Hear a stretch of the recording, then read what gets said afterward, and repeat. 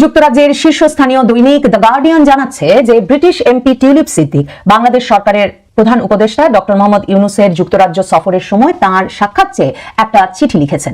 British MP tulip সিদ্দিকের বিরুদ্ধে বাংলাদেশের দুর্নীতি দমন কমিশনের তদন্ত চলছে। তিনি শেখ হাসিনার বোন শেখ রেহানার মেয়ে এবং শেখ হাসিনা পরিবারের বিভিন্ন সদস্যদের বিরুদ্ধে অবকাঠামো খাতে $5 বিলিয়ন আত্মসাতের অভিযোগের যে তদন্ত করছে দুর্নীতি দমন কমিশন, তারই অংশ হিসেবে তদন্ত চলছে ব্রিটিশ এমপি টিউলিপ সিদ্দিকের বিরুদ্ধেও। এবং বাংলাদেশের দুর্নীতি দমন কমিশন বলেছে যে তারা গ্রেফতারি পরোয়ানা জারি করেছে টিউলিপ সিদ্দিককে গ্রেফতারের জন্য এবং টিউলিপ সিদ্দিককে দেশে ফিরিয়ে আনার জন্যও তারা যোগাযোগ করছে যুক্তরাজ্য সরকারের সঙ্গে। এমন অবস্থায় টিউলিপ সিদ্দিক ডক্টর মোহাম্মদ ইউনূসকে লেখা এই চিঠিতে বলেছেন যে তার বিরুদ্ধে যে তদন্ত চলছে সেটা ফ্যান্টাসি ইনভেস্টিগেশন, মানে একটা কাল্পনিক তদন্ত, এবং তার আইনজীবীদের তরফে বারবার দুর্নীতি দমন কমিশনের সঙ্গে যোগাযোগের চেষ্টা করা হলেও দুর্নীতি দমন কমিশনের তরফে তার আইনজীবীদের সঙ্গে কোনো যোগাযোগ করা হয়নি।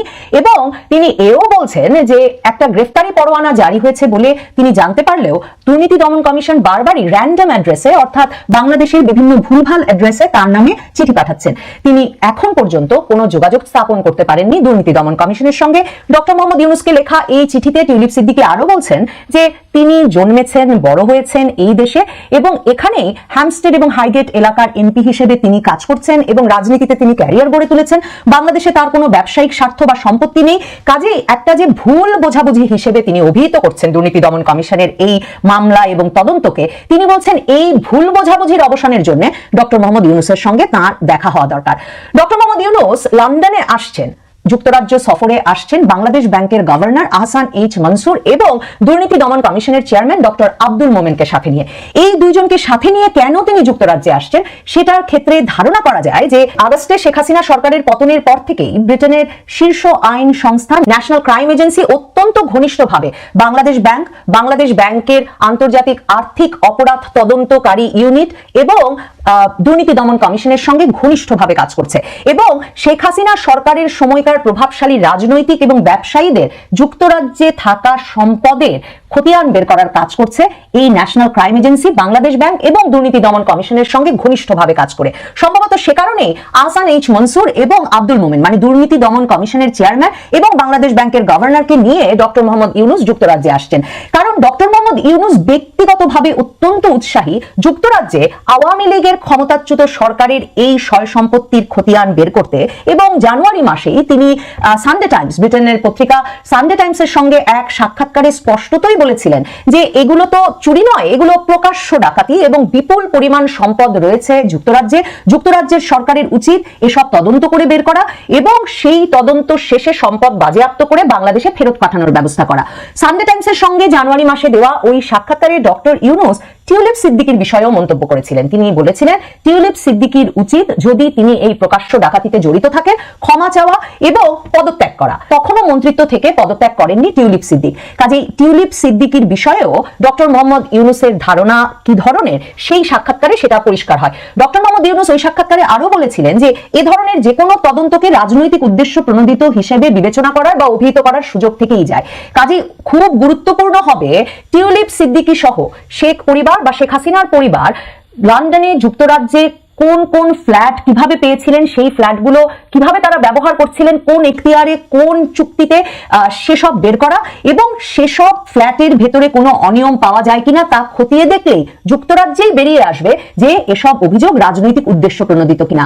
তিনি সংবাদ মাধ্যমের সঙ্গে সাক্ষাৎ করে এবং দুই দেশের মধ্যে তদন্তকারী সংস্থার যোগাযোগ ঘটিয়ে দিয়ে নিশ্চিত করেছেন ডক্টর ইউনূস এবং ইউনূস সরকার যে এই তদন্তের মাধ্যমে যাতে স্পষ্টভাবে বেরিয়ে আসে যে টিউলিপ সিদ্দিকী সহ শেখ হাসিনা পরিবার এবং শেখ হাসিনা পরিবারের সুবিধাপ্রাপ্ত রাজনীতিক এবং ব্যবসায়ীরা যুক্তরাজ্যে অবৈধ সম্পদের মালিক হয়েছেন কিনা কিংবা তার সুবিধা নিয়েছেন কিনা।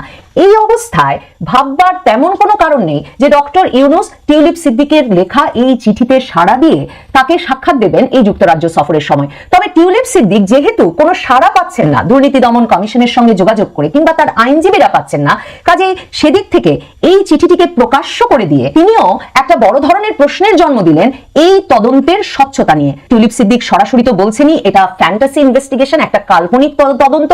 অন্যদিকে ডক্টর মোহাম্মদ ইউনূসকে লেখা চিঠিতে টিউলিপ সিদ্দিক একথাও বলেছেন যে এই অভিযোগ সম্পূর্ণত রাজনৈতিক উদ্দেশ্য প্রণোদিত। তার খালার বিরুদ্ধে তার খালার রাজনৈতিক প্রতিপক্ষ ববি হাজ্জাজ এই অভিযোগ এনেছেন যে তারা অবকাঠামো খাতে $5 বিলিয়ন মতো আত্মসাৎ করেছেন। টিউলিপ সিদ্দিককে মন্ত্রী হিসেবে মুখোমুখি হতে হয়েছিল মন্ত্রিত্বের স্ট্যান্ডার্ড রক্ষাকারী যে কমিশন আছে ব্রিটেনে, মিনিস্টারিয়াল স্ট্যান্ডার্ডস কমিশন, তাতে তদন্তে, এবং সেখানে তদন্তে লাউরি ম্যাগনাস তদন্তকারী যিনি ছিলেন সেই বিচারপতি কিন্তু বলেছিলেন যে টিউলিপ সিদ্দিকের সরাসরি কোনো অপরাধ বা রং ডুইং বা অন্যায্য কাজের প্রমাণ তিনি পাননি। তবে তিনি একথাও সেখানে উল্লেখ করেছিলেন যে টিউলিপ সিদ্দিকের তার পরিবারের সঙ্গে সম্পর্কের বিষয়টিতে আরো সচেতন হওয়া উচিত ছিল। কারণ লাউরি ম্যাগনাস একদিকে যখন টিউলিপ সিদ্দিকের বাড়িঘরগুলো নিয়ে তদন্ত করছিলেন, যেসব বাড়িতে ব্রিটিশ এমপি হিসেবে তিনি ছিলেন, তেমনি তিনি তদন্ত করেছিলেন ববি হাজ্জাজ দুর্নীতি দমন কমিশনে আরেকটি যে অভিযোগ এনেছেন সেই অভিযোগের যে রাশিয়ায় রূপপুর পারমাণবিক প্রকল্পের বিষয়ে চুক্তি চূড়ান্ত করার সময় টিউলিপ সিদ্দিক তার খালা শেখ হাসিনার সফরের সঙ্গী হয়েছিলেন। এবং ববি হাজ্জাজের অভিযোগ, দুর্নীতি দমন কমিশন যে অভিযোগ তদন্ত করে দেখছে, যে সেখান থেকেও টিউলিপ সিদ্দিক বাড়তি সুবিধা, আর্থিক সুবিধা পেয়েছিলেন। লাউরি ম্যাগনাসের কমিশন, ব্রিটেনের মন্ত্রিত্বের মান রক্ষাকারী কমিশন অবশ্য বলেছে এরকম কোনো প্রমাণ তারা পায়নি। তবে ফ্ল্যাট ব্যবহারের ক্ষেত্রে তারা দেখেছে টিউলিপ সিদ্দিক তার বোনের এমন একটি ফ্ল্যাটে দীর্ঘ সময় থেকেছেন যেই ফ্ল্যাটটি তার বোন আজমিনা সিদ্দিক আওয়ামী লীগ ঘনিষ্ঠ একজনের কাছ থেকে বিনামূল্যে উপহার পেয়েছিলেন।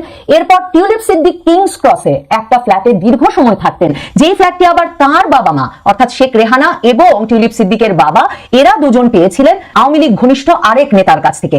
এমনকি 2024 সালে যখন টিউলিপ সিদ্দিক জুলাই মাসে আবারও এমপি নির্বাচিত হন এবং পরে মন্ত্রিত্ব পান, তখন যেই বাড়িটিতে তিনি থাকছিলেন সেই বাড়িটিতে ভাড়া দিয়ে থাকলেও সেটিও আওয়ামী লীগ ঘনিষ্ঠ আরেক ধনাঢ্য ব্যবসায়ীর বলে জানতে পারে এই তদন্তকারী ব্যক্তি। তখন লাউরি ম্যাগনাস বলেছিলেন যে টিউলিপ সিদ্দিক তার বাড়িতে থাকার বিষয়ে এবং কোন বাড়ি থেকে কেমন আয় হচ্ছে সেসব বিষয়ে ইনভার্টেন্টলি মিসলিড করেছেন, অর্থাৎ অনিচ্ছাকৃতভাবে হয়তো জনগণকে ভুল বুঝিয়ে থাকতে পারেন।